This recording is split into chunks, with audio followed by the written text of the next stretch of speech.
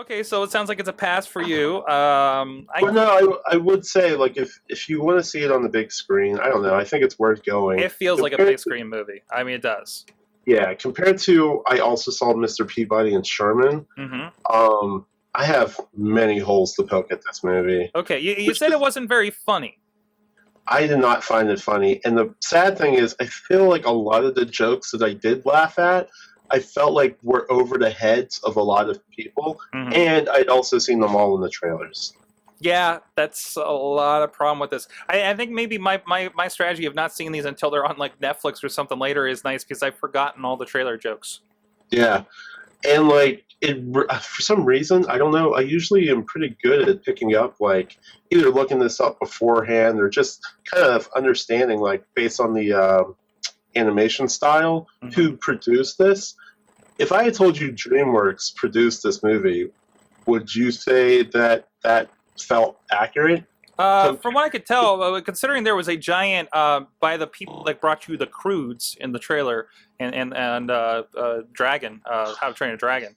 So I Yeah, mean, like, but but you got to you know, think if you take they're also aren't they getting to the point where they're like multiple teams at DreamWorks concurrently doing things and directing things? It's like Pixar. Not one Pixar uh, always meets the same quality. They have a great formula for things, but there's the way they can currently do things. I think you know just because it's DreamWorks doesn't mean it's automatically awesome. Because who knows what fraction Splinter team and DreamWorks put this together.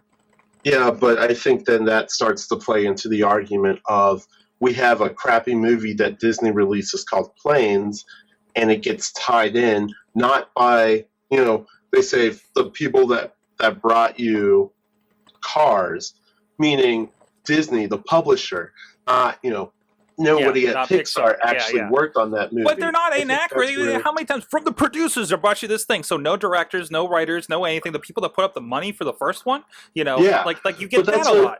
I mean, I just feel like the progression that DreamWorks was making from How to Train Your Dragon, I saw the preview for How to Train Your Dragon at this movie, and it looks freaking amazing. Hmm. And then, when even the Croods was a phenomenal, very well technically and story-wise made movie. And I I, think it's like developers, man. I think it's like you can. I think you can. A lot of times it feels like production of movies like this are very close to productions of video games. Like you're seeing the same thing with the Call of Duty series, where like there's multiple teams working on it at yeah, the same time, and even though this was the same studio that did the totally awesome Modern Warfare series, Ghosts kind of fell flat in a lot of different ways, But it's kind of a real rebuilding team. Like I feel like that's happening, but you don't get, you know sub Streamweavers, sub Video House, all this other stuff to kind of clarify that's what's happening. Everything's labeled DreamWorks. Who knows what part of DreamWorks? Obviously, the A Team's working on the Dragon series or Shrek 5 or whatever.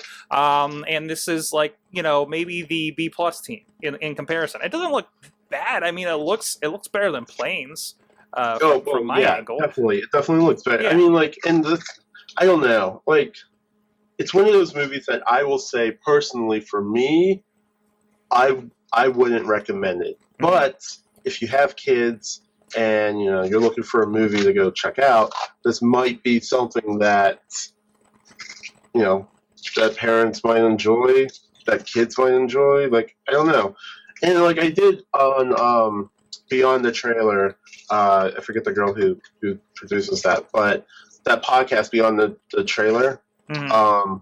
or her YouTube channel Beyond the Trailer, she made a very compelling point as saying that if you're an adopted kid or a foster parent, this movie like has strong points to it. It Nice. it Nice. also plays very well on making history somewhat fun, Good. and I almost I I agree. almost I almost wish it does become a series. Like DreamWorks has been so good about bringing those over. Half of them are coming to Netflix. You're getting Turbo, Shrek, Dragon. I think is maybe coming to it too, or at least they were at least on TV. You almost wish that this does become another maybe like a Carmen Sandiego type thing where that history keeps going.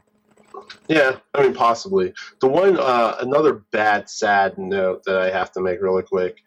The beginning of the movie started off with a short. Hmm. Pixar is phenomenal at like doing their shorts, but DreamWorks, I think this was the first time DreamWorks had attempted it. I think Mike, I put it in the show notes Okay, I'll if take a you look. want to pull it up. But the short was horrible, and it didn't even let you know that it was a short. It literally started as though like I thought that the movie had started, and I was like, oh gosh, I hope I'm not sitting through 2 hours of this crap. It was a very Oh, bad what is short. this purple thing I'm looking at? What the heck is that? Yeah, I forget who.